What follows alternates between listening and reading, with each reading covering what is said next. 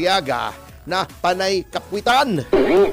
Kita mo kahapon, natunghaya natin. Opo. Alam nyo, kayo, itong si JJ Suarez, si Luistro, at kung sino-sino pang mga ulalo dyan, akala nyo nakakapuntos kayo laban kay VP. Televised kayo, di ba? Akala nyo. Dahil televised yan ay maraming makakapanood na sisirain nyo si VP Sara. Pero nakikita rin, alam nyo, hindi po bangmang ang ating mga taong bayan. Minsan-minsan lang nabubudol kami katulad nung ginawa ni Marcos kasi akala namin ipagpapatuloy yung inumpisahan ni Pangulong Duterte. Opo. Yung pala'y kabaliktaran. Anyway, okay, ito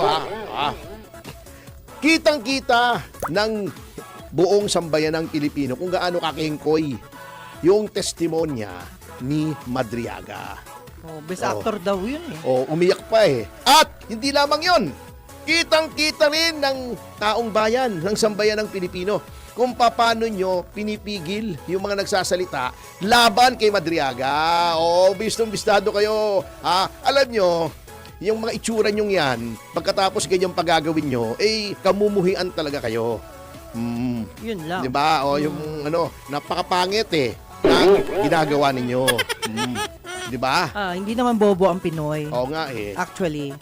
Alam mo, nagtataka rin ako, isa pa, bago tayo pumunta dyan sa testimonyo ni Madriaga. Opo. Di ba sabi nila, pag nagkakaroon daw ng kapangyarihan, ang isang tao, di ba may kasabihan, lumalaki ang ulo.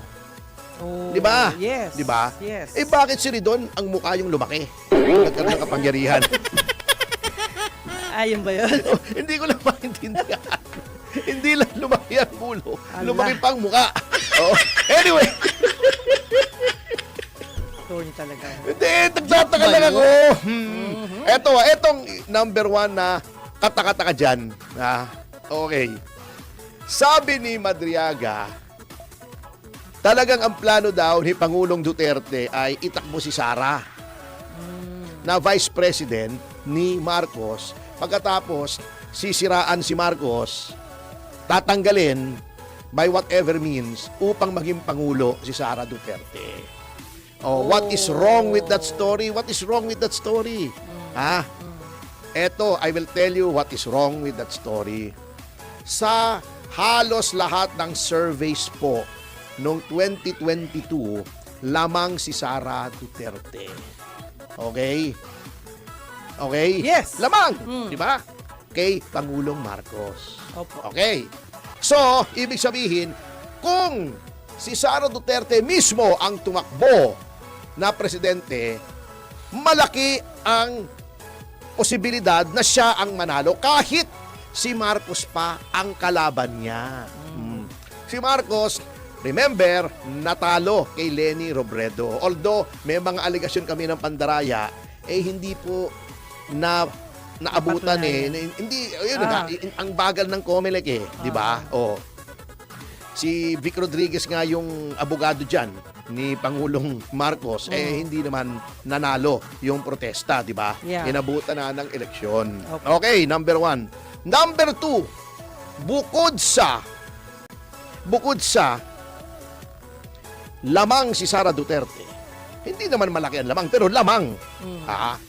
Nakapuntos. At saka yun ay, yung survey na yun, may mga iba pang mga kandidato noon. Opo. Na pagka yun ay umatras, syempre, kakalat yung boto noon. Number 2, at ito ang pinaka malaking factor. Alam naman nating lahat ito. Opo. Kung tumakbo si Sara Duterte noong 2022, sinong pangulo habang siya ay tumatakbo? Sino? Tatay niya! Di ba? Yeah. Bihira ka naman. Biglang lumayo utak ko, sorry. Di ba? Si Tatay Digong. Tatay niya ang Pangulo Nakaupo. hanggang June 30. Oo nga. Hanggang June 30. Mayo yung eleksyon. Ang campaign period, 90 days before May.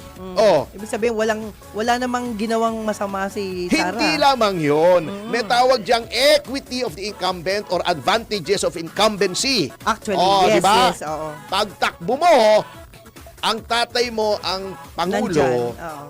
hindi ka madadaya kasi siya ang Commander-in-Chief ng Armed Yes, Forces, oo. di ba? Tama. Nasa kanyang executive. Ha? Malinis ang magiging eleksyon. Maganda ang magiging eleksyon. Correct. Hindi ka pwedeng isabotahe, etc. Kasi ang may super majority noon pabor kay Tatay Digong. Yung mga ulalong tumutulig sa ngayon kay Tatay Digong. Yung siksip yan noon kay Tatay Digong. Lahat yan, yung mga pagmumukhang yan. Mga balimbing Oo, pala oo, sila. Yes. Oo. Balimbing Lahat kayo? yan ay Duterte noon. Oh. Sinong tatalo sa'yo? Lamang ka na sa survey, tatay mo pa Pangulo, siguradong panalo si Sara. Bakit ka pa magpa-vice president? Tatanggalin mo pa yung presidente. Oh. Yun. Eh pwede ka namang dumiretso. Kalokohan eh. Lahat ng suporta dadagsa sa'yo without you asking for it. O at saka, magpa-presidente ka, tatay mo presidente, napakataas ng approval rating. Ha? 78% approval rating ng tatay mo, magpe-presidente ka. Ang sasabihin mo lang, ipagpapatuloy ko yung gagawin ng tatay ko. Paano kang matatalo, di ba? Bakit na iba? Hindi nga na iba, katarantaduhan nga yung sinasabi ni Ah. Madriaga. Oo. Kaya doon mo malalaman na kalokohan yan. Eto pa, yung sinasabi ni Madriaga, magandang explanation dito si Yuse Cardema. Tinexplain niya yan sa isang press con Presscon. Oh. ng mga media doon sa PDP headquarters. Opo. Siya daw ang nag-form nung protection group kay VP Sara. Alam nyo, nanggaling ako sa Office of the Vice President nung panahon ni Doy Laurel. Opo. Anong panahon yun? 1986 siya naging Vice President. 1988 na kay Doy Laurel ako. Tao niya ako. Meron na po talagang grupo, automatic yan, na parang PSG. Iba-iba lang ang pangalan. Ha? Dati, ang pangalan ng panahon ni Tito Doy, Vice Presidential Protection and Security Group.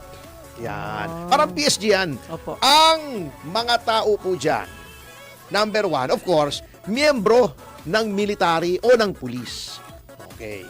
Pangalawa, hindi lang miyembro ng military at ng pulis. Aha. Yung mga pinakamagagaling, yung elite, the creme de la creme, pinakamagaling bumarel, pinakamagaling na sa hand-to-hand combat, pinakamatalino. Oh. Yeah. Pinaka-macho, pinaka-kondisyon yung katawan. At disiplinado. Oo, kasi Ayan. Vice President yung Totoo. pinoprotektahan mo. Di ba napatunayan hindi nga miyembro ng military itong si Madriaga? Anong karapatan mong ikaw ang magpo-form noon? Noong panahon ni Doy Laurel, ha? Minsan, sumasabit-sabit ako kay Tito Doy. Nakita ko nagpa-practice yung mga security niya. Opo. Karamihan daw mga Batanggenyo eh. Ang consultant pa roon, si General Tapia, retired General Tapia from Tanawan also. Yun ang mga consultant ng security group, retired general. Ito si Madriaga, ano to? May background yun. Oh, di ba? Background Madriaga, check. wala. Ang ano niya, hindi ko lang maalala yung mga pangalan. Si Colonel, yung isang Colonel, ang head ng group na yon. Kasi ang PSG General, Opo. ang rango ng head ng PSG. Yung sa Vice President, Colonel. Siyempre, mas mababa naman ang Vice President. Nakikita ko, nagpa-practice yung mga yon, bumarel sa shooting range. Ang gagaling! Puro bullseye! Hand-to-hand combat, ang gagaling! Anong training ba nitong si Madriaga para mag-qualify ka? Ikaw ang gagawa, mag-i-in-charge ng security? Best actor po siya ngayon. Yun ang sabi ng mga netizen. Nakakatawa. Oh, number 3.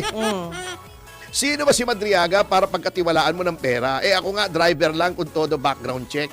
Oh, di ba? Opo. Kengkoy eh. Bago may sinasabing binigyan pa daw niya ng painting si VP Sara. Yung pala, hindi pala yun binigay ni Madriaga. Yung pala painting ng mga Gaisano. Grabe naman tong si Hindi naman siya Madriaga. pintor. Walang resibo. Bago may mga trolls tong administrasyon, mga ulalo, sinasabi na mas kapani-paniwala pa daw si Madriaga kaysa ron sa mga 18 Marines. Yung 18 Marines, may video, may litrato, ha? Lahat. Meron, ha? May litrato ng maleta, may litrato ng pera, may litrato ng chopper, may litrato ng bahay ni Kimbo, ha? May litrato ng mga sasakyan. Hindi ka paniwala. Eto, wala ni ano. Anong pinakita? Yung birthday greetings ni VP Sara.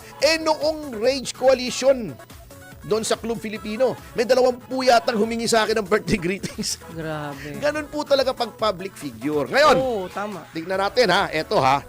Ito ang mga dapat natin tingnan. Unang-una, yung abogado. Hindi ko sinasabing porket kengko yung abogado, kengko na yung kliyente or vice versa. Okay. Pare-pareho naman kaming abogado. Hanap buhay po. Pero, tingnan natin yung mga links. Okay. Yang si Raymond Palad ay sinungaling na abogado. Di ba sabi niya, ilang beses daw dumalaw si VP Sara sa jail kay Madriaga. Pinabulaanan mismo ni John Vic Remulla. Buti, dissenting tao tong si John Vic Remulla. Oo nga. Sinabi niya, hindi naman si Madriaga ang dinalaw. Ayun. Si Arnie Teves. Number 2, sabi ni Palad, ilang beses daw dumalaw kay Madriaga. Isang beses lang po pumunta sa Annex 2. Si VP, kasama ako. Si Arnold Teves ang dinalaw. Number 3! Number 3. Opo. Tinakot daw, sabi ni Raymond Palad, ni Teves, si Madriaga. Wala pong katotohanan yun. Walang katotohanan. Hindi nga sinasabi ni Madriaga yun eh. O, sinabi ba ni Madriaga? Wala. Bakit? Sasabihin ko sa inyo, baka hindi alam ng iba to. Pareho po si Congressman Teves at si Madriaga na Batang City Jail. Oo. Hindi naman pala eh. Oo, hindi bawal sa kanila. At saka yung sinasabi nilang bodega na pinagawa ni Teves. Wala pong pinapagawang bodega si Teves dun sa Annex 2. Ano nang pinagsasabi nyo? Oo, yun. Kasinungalingan. Yang si Raymond Palad, okay, para sabihin ko sa inyo, para lang alam nyo, para informed lang kayo, wala akong ini-imply na kahit ano. Opo. Number 1, yan po ay nasuspinde sa practice of law for 1 year doon sa kaso ni Hayden Ko Yes. at ni Katrina Halili. Kung naalala nyo yung sex scandal na yon. Opo. Abogado Nasuspin- siya, Nino. Ni Katrina Halili yata. Okay. Oo. Nasuspindi yan 1 year. Opo. Number 2, yan po ay abogado ni Kerwin Espinosa na noong panahon ni Duterte ay dinimanda at inugnay kay Laila De Lima. Oh. Ito, factual to ha. Wala akong sinasabi. Kayo mag-conclude. Factual ito. Meron po tayong resibo dyan. Actually, hindi lang ako may resibo. I-google nyo lang sa internet. Okay. Kung sino yan si Raymond Palad. Okay, bakit ko nasabi yung kay Kerwin Espinosa at kay Attorney Raymond Palad? Dahil inamin ni De Lima na noong December 8, 2025, binisita niya si Madriaga kasama si Palad. Tinanong daw niya. Sinabi pa niya, devil's advocate. Ako, hindi ko naman pinalitan yung affidavit. Nag-search lang siya, nag-field lang siya ng searching and probing questions and answers. Ha? Alam niyo yan, si De Lima mahilig sa probing yan eh. Opo. Ha, oo. Kung ano-ano pinoprobe niyan eh, ha? Oo.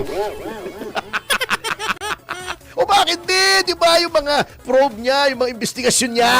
Oo, di ba? So, ibig sabihin, attorney, maraming nawaw mali. Hindi, ang ibig sabihin, tinda niyo yung koneksyon, Kerwin Espinosa. Kliyente ko yung driver ni Kerwin Espinosa, sinabi niya, nagkita sa Singapore. Si Laila De Lima at si Kerwin malayo pa yung Espinosa, kwento. nung abogado ni Kerwin Espinosa, si Raymond Palad. Just see the connection. Okay. Oo. Opo. Ito pa, nakakatawa. Sabi ni De Lima, tinignan daw niya yung kredibilidad ni Madriaga. Okay. Sabi ni Luistro, kaya daw si Madriaga ay naroon sa hearing ay para tingnan yung kredibilidad ni Madriaga. Sinabi niya yun in an interview. Pero nung nandoon na po sila kahapon, nung tinitingnan ni Paulo Duterte, Congressman Paulo Duterte, yung kredibilidad ni Madriaga, sabi nila, hindi mo pwedeng questioning yan. Kita mo, iba-iba ang sinasabi. Aside from the incredibility. And then, sinabi na nga ni Representative Rufus Rodriguez, polluted yan. Bakit? Miyembro yan ng Kidnap for Ransom Gang. Oo. Ako nga sinasabi ko, yung driver ko, katakot-takot na vetting yan. Opo. NBI clearance, police clearance, RTC clearance, background investigation pa.